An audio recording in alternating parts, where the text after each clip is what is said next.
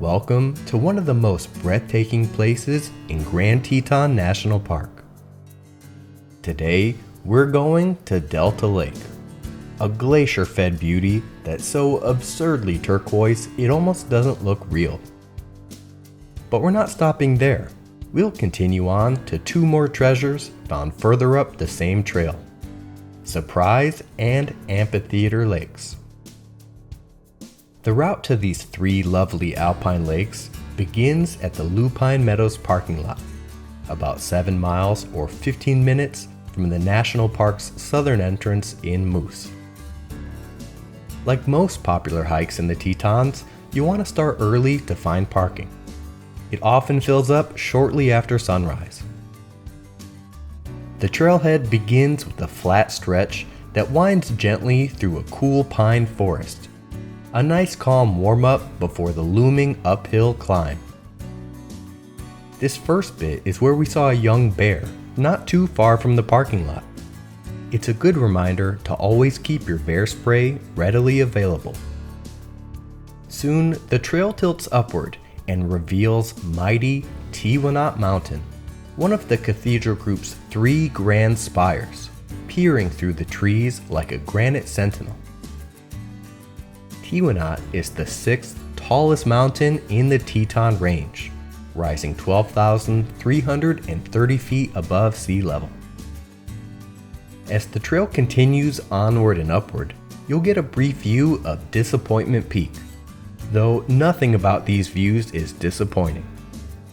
It got its name from early climbers who hoped to summit the Grand Teton, but were thwarted by a hidden 450-foot drop and had to turn around. About 1.5 miles into the hike to Delta Lake, the grade steepens. Just past the 2-mile mark, you're zigzagging through extra long switchbacks surrounded by a sea of vibrant wildflowers. These switchbacks offer the gift of repeated and increasingly elevated views of Taggart and Bradley Lakes in the valley far below. Having visited these lakes on previous hikes, this vantage point was a tremendously rewarding vista and one of our most treasured memories. 3.3 miles into the trail, you'll come to an unmarked junction that offers 2 routes. You can take a sharp left to continue up the switchbacks towards Surprise and Amphitheater Lakes, or turn off the marked path to follow the social trail onward to Delta Lake.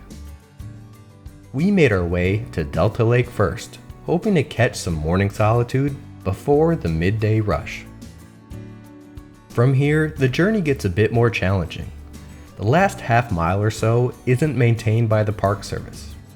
The trail fades into steep dirt, loose rock, and an unmarked scramble over and up large boulders. You'll wonder if you're still on track, but bring a map, use an app like All Trails, or follow the footsteps of other hikers.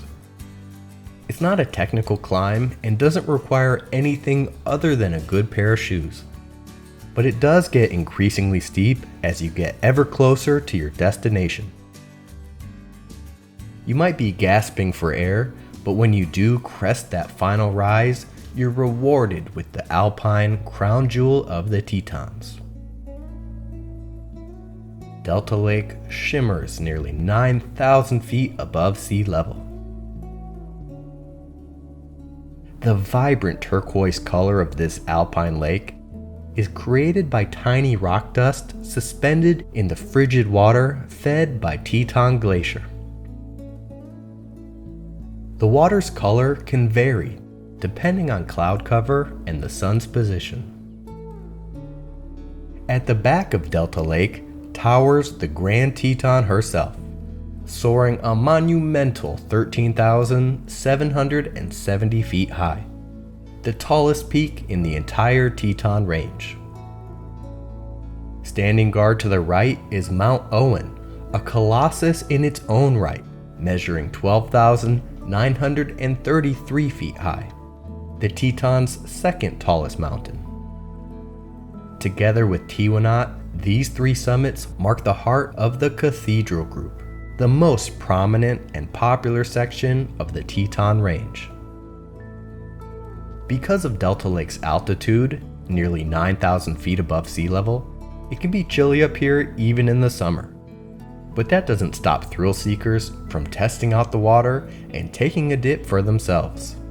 If you want to dive in, be extra careful because the opaque and cloudy water can hide neck and back breaking rocks and logs. The hike to Delta Lake is rated hard at 7.4 miles out and back with nearly 2,300 feet of elevation gain. Most hikers turn back after Delta Lake, but since you've already come this far, and if your legs still have gas, backtrack to the main path and continue on to Surprise and Amphitheater Lakes. After making your way back to the unmarked junction, you'll venture up another 1.5 miles of switchbacks that grow shorter the higher you go. The trail feels just as steep as the hike to Delta Lake, but with way fewer people. At least the path is well marked. The trees will start to thin out, and then, bam!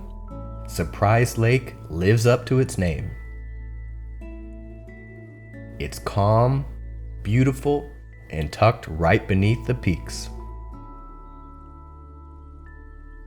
Surprise Lake sits at an altitude of 9,570 feet, a few hundred feet higher than Delta Lake. When we arrived, only a handful of hikers were around, and for a while we had the entire lake to ourselves. From the east shore of Surprise Lake, you get awesome views of Mount Owen and Disappointment Peak, which rises 11,623 feet. If you look closely, you can spot a waterfall feeding into Surprise Lake from neighboring Amphitheater Lake. After a quick snack break and leg rest, we hit the trail again. It's only a short 1/4 mile uphill to reach Amphitheater Lake.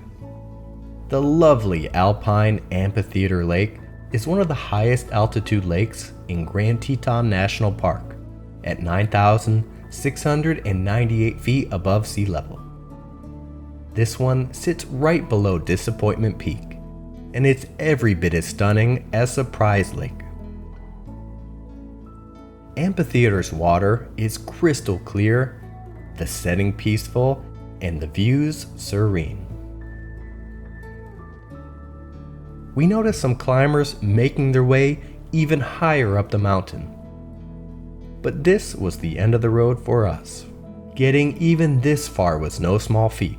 The trail climbs about 3,000 feet and is roughly a 10-mile round trip from the Lupine Meadows Trailhead. If you want the full 3-lake experience, Delta, Surprise, and Amphitheater Lakes, plan on 12 plus miles out and back with elevation gain of 3,800. While some hikers can tackle it quickly, it took us the entire day. Are you planning a Tetons trip? Let us know in the comments and click all those nice buttons. We love you.